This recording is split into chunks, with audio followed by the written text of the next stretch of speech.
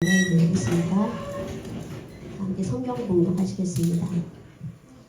그 한 사람인 글로바라 하는 자가 대답하여 이르되 당신이 예루살렘에 체류하면서도 요즘 거기서 된 일을 혼자만 알지 못하느냐. 그의 시체는 보지 못하고 와서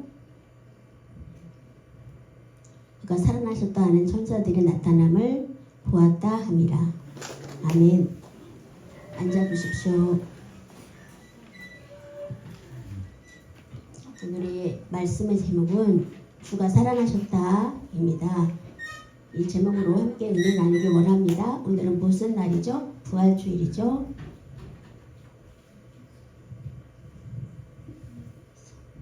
다음 주에는 이제 부활주일이 아니기 때문에 그 다음으로 다시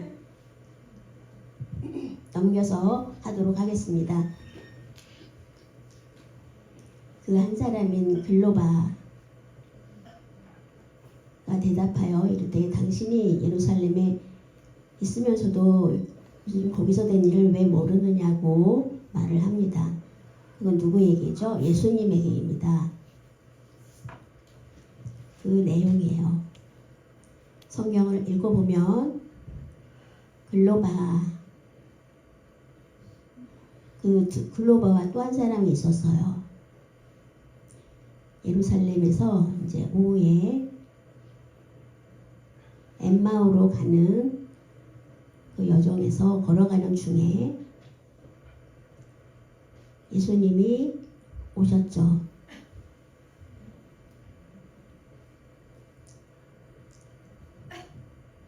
근데 예수님과 대화를 하면서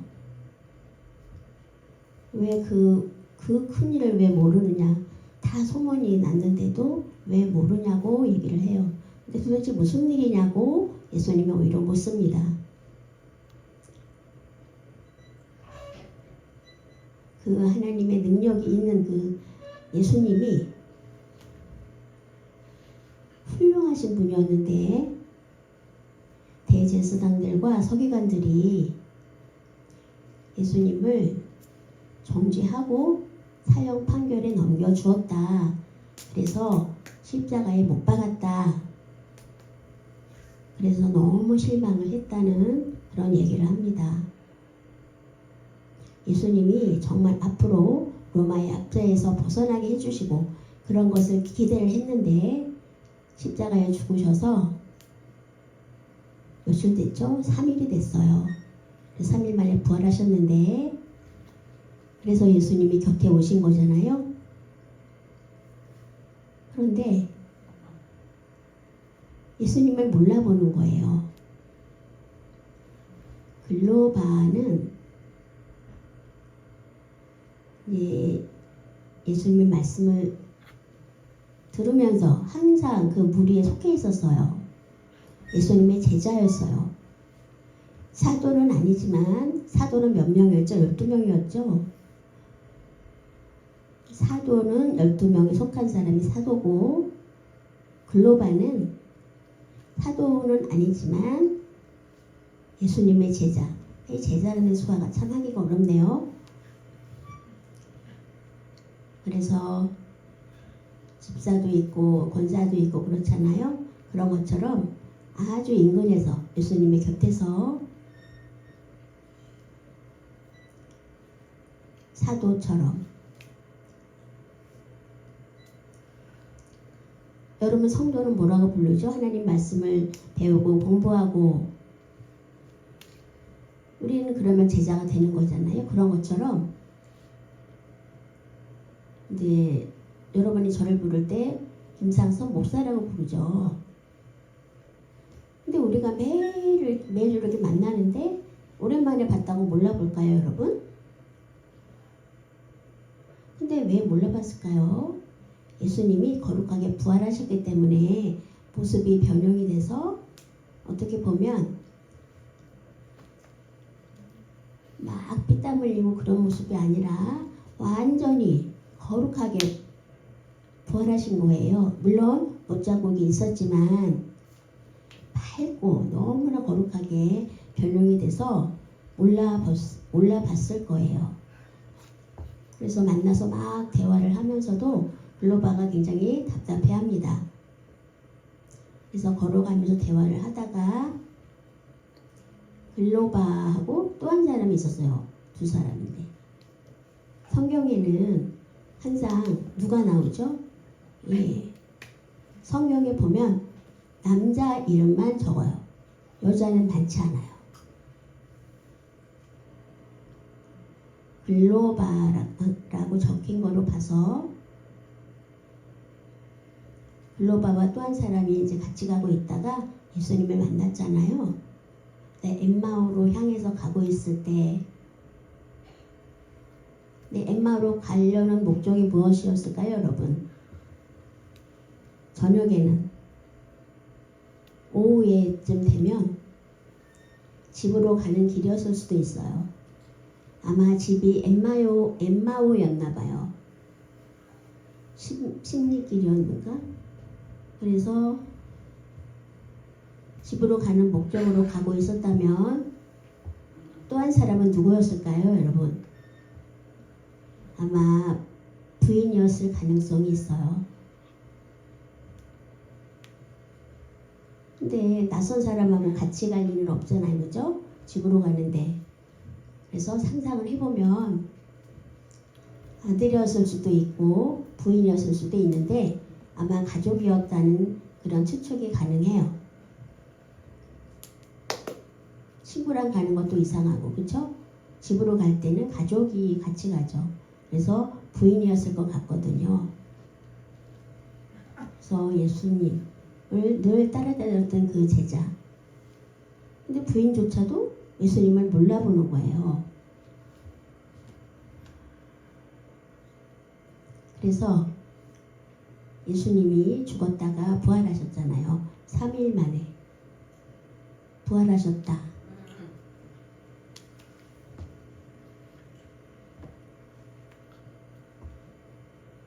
근데 글로바가 뭐라고 하죠? 부활해서 살아나셨다는 말을 들었음에도 실망을 해요. 그리고 로마에서 해방시켜 줄 줄 알았는데 그것을 기대를 했는데 십자가에 죽으신 자가 사흘이 됐다. 그래서 너무 침울해하는 거죠. 3년 반 동안이나 따라다녔던 사람인데도 그것을 깨닫지 못했던 거예요. 기대치가 있으면 기대치가 이만큼이면 만약에 왕으로 오실 거다. 그렇게 예수님은 왕이다, 왕으로 오실 거다. 그렇기 때문에 하나님의 말씀을 알고 있었지만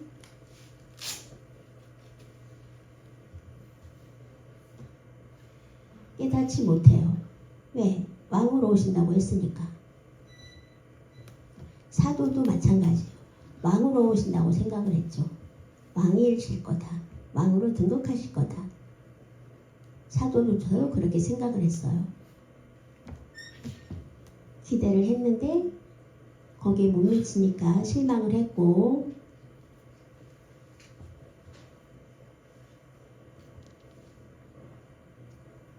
성령의 그 영안이 어두워져 있기 때문에 분별하지 못한 겁니다. 우리가 사회를 살면서도 잘못했을 때도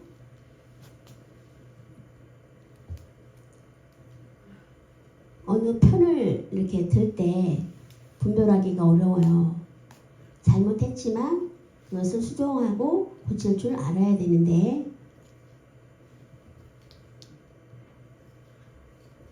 예수님의 그 사랑, 하나님은 알고 있어. 그것을 이용하면은 안 돼요. 하나님은 사랑의 이름으로 라고 얘기를 하면서 행동을 다르게 하면 안 되잖아요. 그렇게 하다 보면 내가 친구를 사랑한다. 부인도 사랑한다. 그러면 사랑하는 마음으로 고칠 줄 알아야 합니다.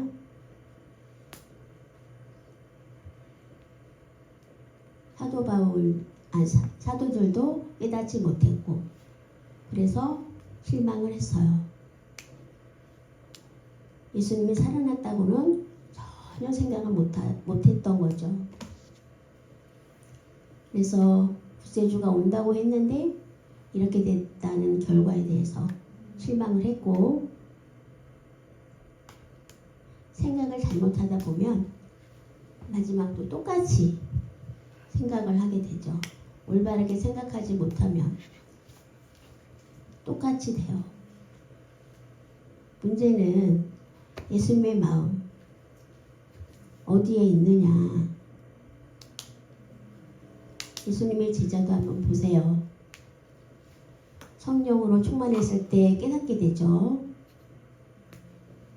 성령이 오시면 깨닫게 돼요.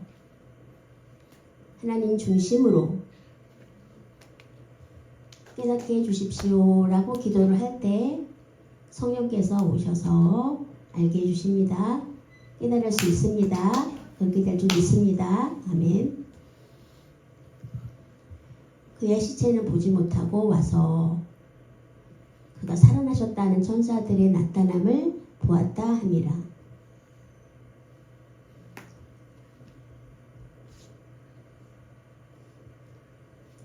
제자들도 글로 봐도 소문을 듣고 알았어요. 예수님이 살아나셨다는 거.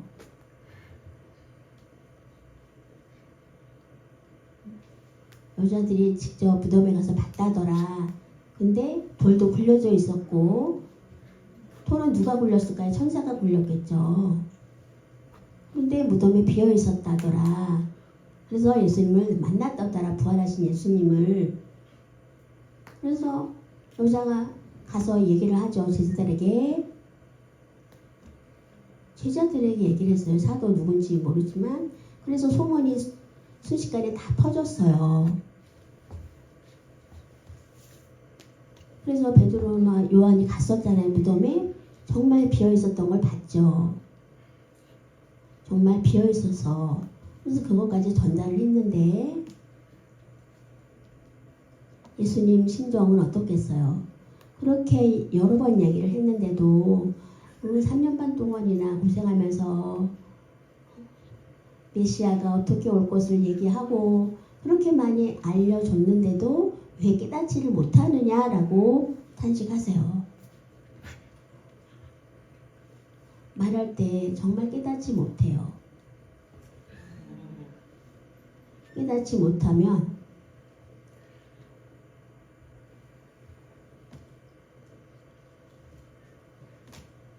깨닫지 못하는 것도 정말 기적이죠.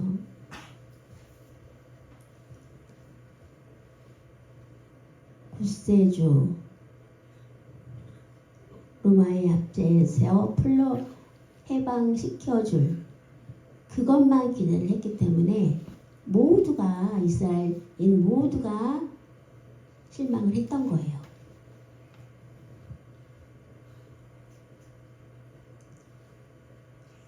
예수님이 죽으셨죠. 십자가에 달려서.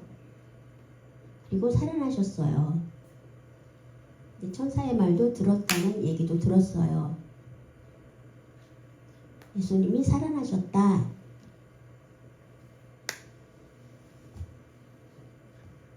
그래서 무덤에까지 달려갔는데 정말 비어 있었다. 정말. 그런데도 그 여자의 말을 무시하고 그냥 흘려 듣고 2000년 전이에요. 오늘날에야 여자의 말을 무시할 수 없죠. 지금은 어때요? 여자의 말에 다다 깨갱하죠.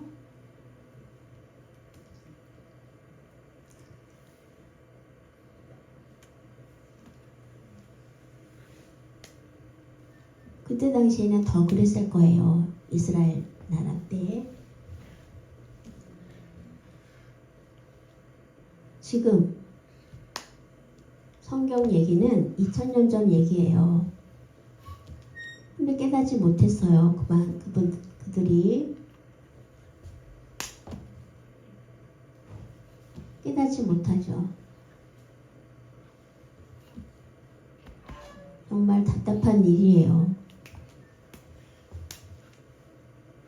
지금 봐도 그들을 한번 보세요. 증거가 있는데도 깨닫지 못해요. 그 무덤을 직접 갔다 왔던 여자의 말도 무시하고, 예수님이 살아계셨을 때 그때 당시에는 여자 이름이 성경에 기록이 잘 안 돼요.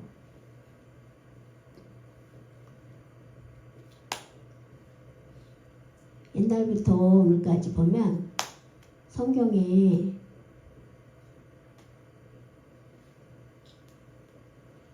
세상 끝날까지 이 말씀은 변함이 없어요. 만약에 성경이 여자를 무시해서 이름을 안 적은 거냐? 그건 아닌 것 같은데, 하나님을 그러면 믿을 수가 없죠. 우리가 2000년 전에 한번 보세요. 예수님 때 막달라 마리아가 있었죠. 예수님을 따라다녔죠. 또 마리아도 있었죠. 근데 그들을 무시할 수 있었나요? 그렇다면 오류가 있는 거예요. 분명히.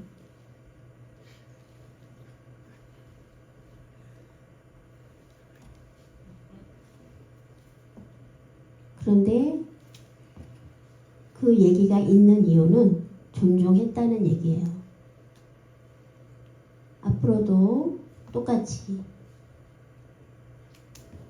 성경에 기록한 것은 2000년 전이잖아요.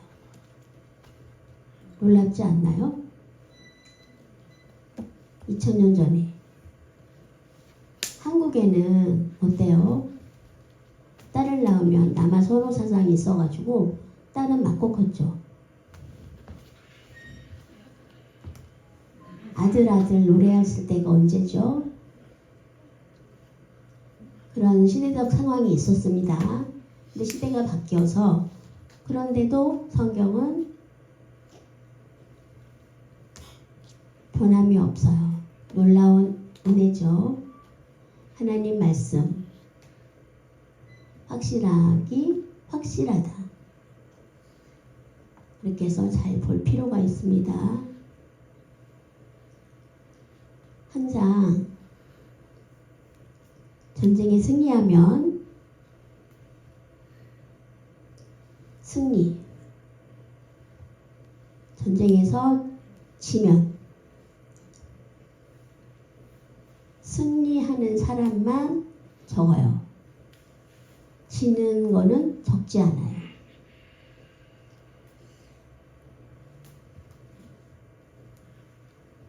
어느 나라도 똑같이 예수님이 승리하셨습니까? 십자가에 못 박혀 죽으셨는데 그것은 승리입니까? 진 겁니까? 보통 상식적으로 내가 죽었는데 승리했다, 졌다, 다 대부분 진 거로 생각을 하죠. 근데 예수님이 십자가에 못 박혀 죽으신 것은 진 것이 아니라 오히려 승리라고 말합니다. 이스라엘 전체가 승리라고 하면, 근데 이스라엘 전체가 실망했잖아요. 예수님이 죽었기 때문에. 그래서 소망이 없는 줄 알고 실망을 한 거죠. 예수님 제자들도 다 숨기 바빴어요. 실망해서 도망가 숨어 있었어요. 수제자들도 마찬가지고. 그래서 깨닫지 못했죠. 그래서 죽음은 곧 진 거다, 이렇게 생각을 하고 이해를 못했어요. 옛날에 유관순 누나가 있었죠. 일제시대 때. 또 안중근 의사가 있었어요. 안중근 의사는 손가락이 하나 없죠. 손마디 하나가.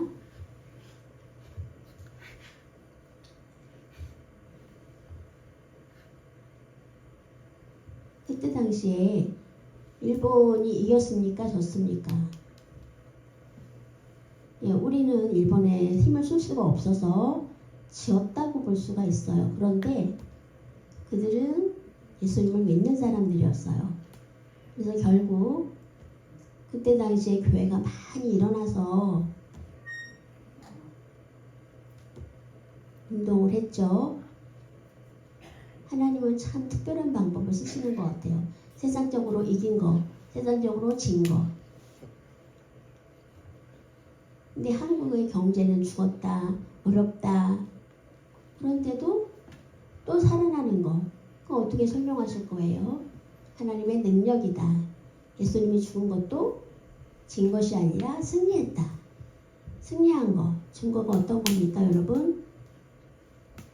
결국 우리의 죄를 용서해 주셨죠.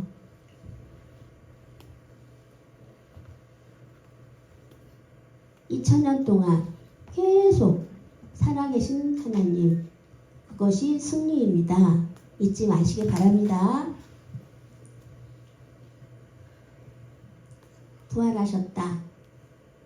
교회 다니는 것이 실망스럽다. 하나님 말씀을 알지만 느낌이 없다. 이상하다. 예수님의 제자처럼 실망하면 결국 우리가 항상 제가 부탁하고 싶은 것은 승리했다는 걸 기억하시기 바랍니다. 오늘 예수님이 부활하신 날 승리에 하는 여러분 되시기 바랍니다. 기도하시겠습니다. 하나님 아버지 감사합니다. 오늘 예수님이 부활하셨습니다. 너무나 기쁜 것 기억하면서